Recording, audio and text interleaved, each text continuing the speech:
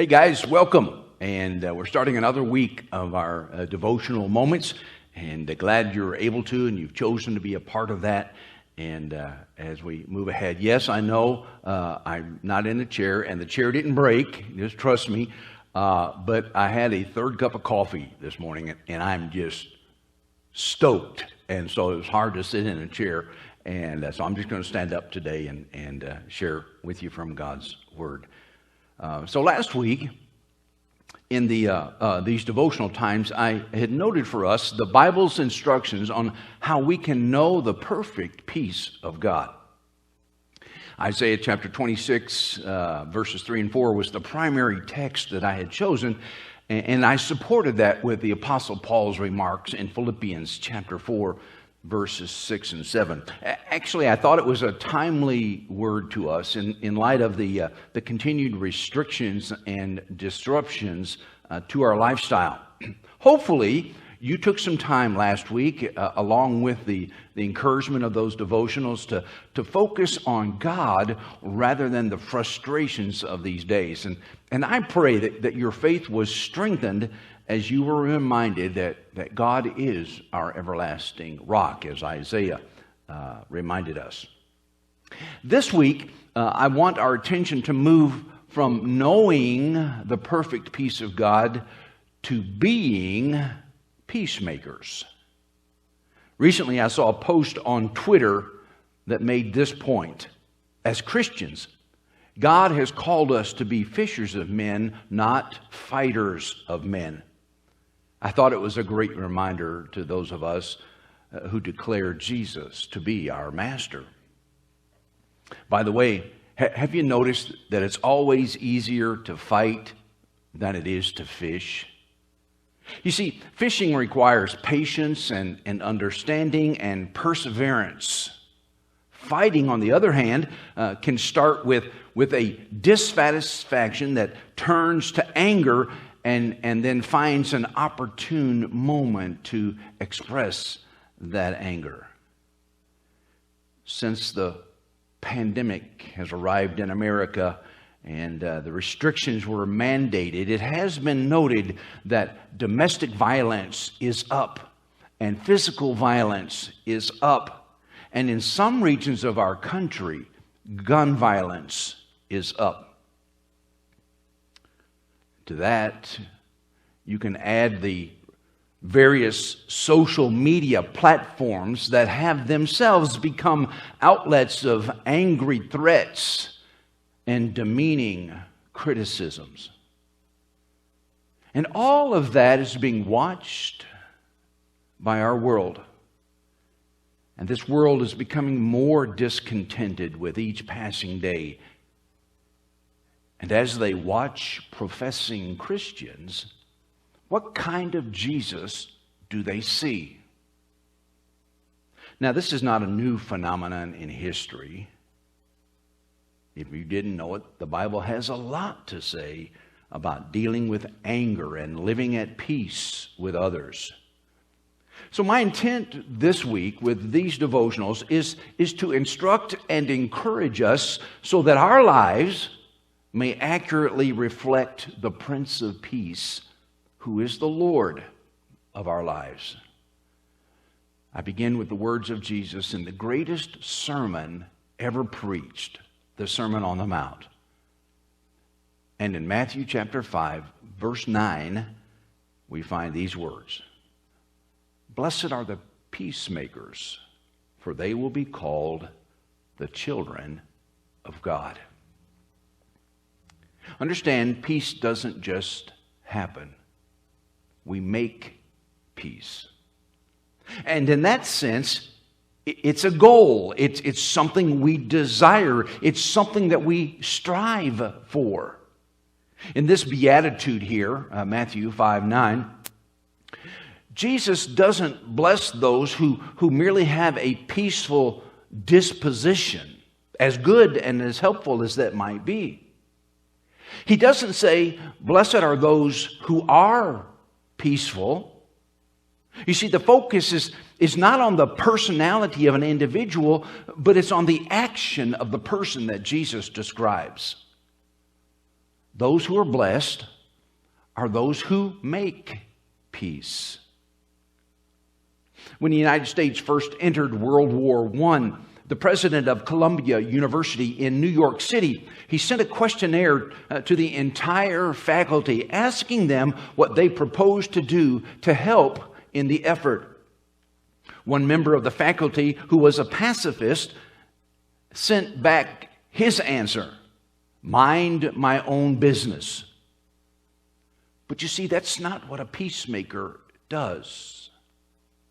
A peacemaker knows that dealing with conflict is his business, because peacemaking is not a passive characteristic. The language Jesus uses is active. A peacemaker is one who attacks the situation, who confronts it head on. The Apostle Paul wrote these words to the church at Rome as he gave them a number of instructions on how to live life demonstrating the love of God. Let me get there. Romans chapter 12, beginning in verse 9. Love must be sincere. Hate what is evil. Cling to what is good.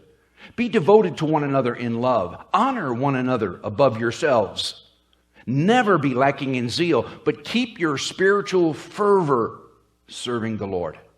Be joyful in hope, patient in tribulation, in affliction, faithful in prayer. Share with the Lord's people who are in need. Practice hospitality. Bless those who persecute you. Bless and do not curse. Rejoice with those who rejoice, and mourn with those who mourn. Live in harmony with one another. Do not be proud, but be willing to associate with the people of low position. Do not be conceited. Do not repay anyone evil for evil. Be careful to do what is right in the eyes of everyone. And if it is possible, here you go, as far as it depends on you, live at peace with everyone. 1 Peter 3, verses 10 and 11, quotes the psalmist. And he says that whoever would love life and see good days must seek peace and pursue it. Hebrews chapter 12, verse 14 echoes this very same thought when it says, make every effort to live in peace with all men and to be holy. Without holiness, no one will see the Lord. The word that is translated pursue or make every effort in these passages that I've just read, it means to chase after something, to pursue it.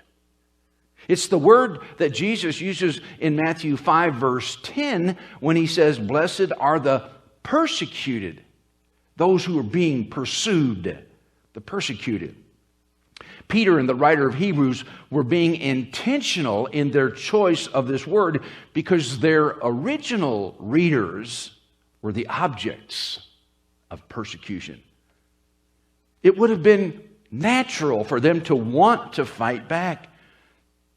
So the writer of Hebrews and the Apostle Peter give them this counsel. If you want to pursue something, pursue peace.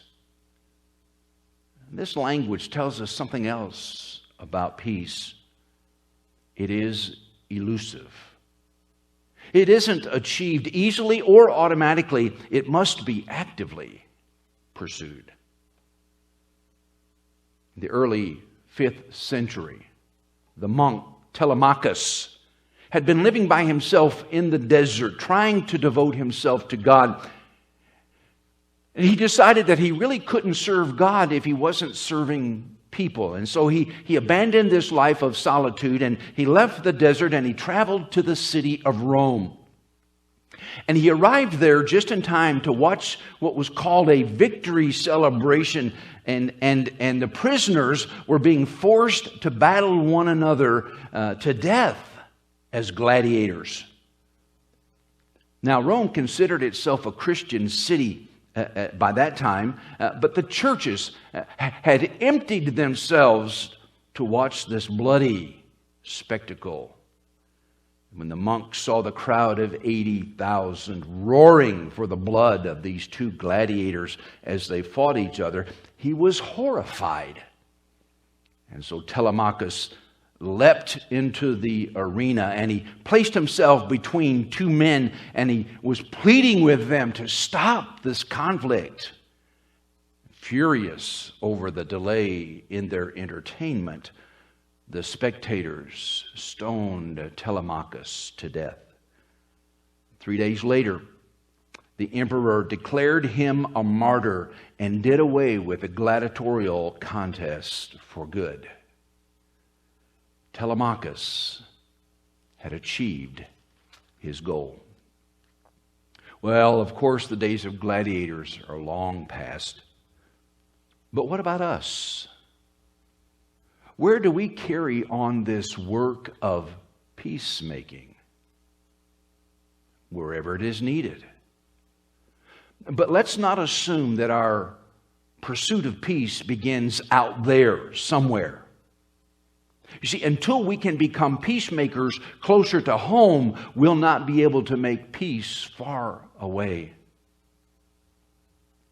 Maybe you've heard the old joke about a man who was stranded on a desert island. He had lived there alone for several months until a search party was able to locate him, and they found him. And when the rescue boat arrived, the captain of the boat noticed that there were 3 huts on the island. And so he asked the man to explain about the huts. And what are those? And this castaway pointed to a couple there. He said, well, one's my house, and the other one's my church. And the captain said, well, what's that 3rd hut for? He said, well, that's the church where I used to go. You see, sometimes we overlook the fact that there needs to be peace among those closest to us if we're going to be peacemakers to those far away. Certainly the words of Jesus here in the Sermon on the Mount have implications for the world stage, of course. But the primary context for peacemaking is in the realm of personal relationships. Our families, our neighbors, our community, our church family. The Apostle Paul echoes the command of Jesus when he says, be completely humble and gentle. Be patient, bearing with one another in love. Make every effort to keep the unity of the Spirit through the bond of peace. Notice the tools of a peacemaker that Paul lists here in Ephesians chapter 4. Humility and gentleness, patience, bearing with one another. There is more to making peace than simply finding a skilled negotiator. Peace is a goal that we are all to pursue. One of the great deterrents of peace is anger. And on Wednesday, we will examine the dangers of anger as well as the ways that we can deal with the anger that rises up in our life. So I look forward to seeing you on Wednesday. Until then, be safe, stay healthy, trust in God, and pursue peace.